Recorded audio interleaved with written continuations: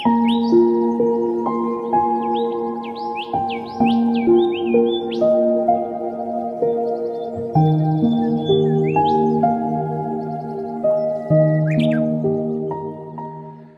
og velkommen til Fisketuben. Det her afsnit her, det kommer til at handle om Predator Cup. I dag der er det fredag. Det vil være aften. Vi har brugt det meste af dagen på at sætte båden i vandet, og vi har lige været ude og snakke taktik og hvad fanden gør vi det her. Og til jer der ikke ved hvad Predator Cup er, så er det en fisketurnering, hvor det gælder om at fange flest centimeter fisk, kan man sige. Fordelt på maks 3 gedder, 3 aber, 3 sandarter om lørdagen, og så igen om søndagen. Så vi starter i Silkeborgsøerne, og jeg glæder mig helt sindssygt. Det er første gang, jeg er med.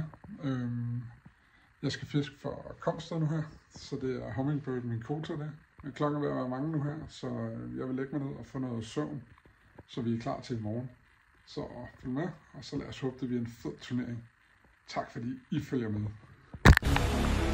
Det var første dag, og jeg kan lige så godt være ærlig at sige, at jeg fik ikke filmet meget fiskeri.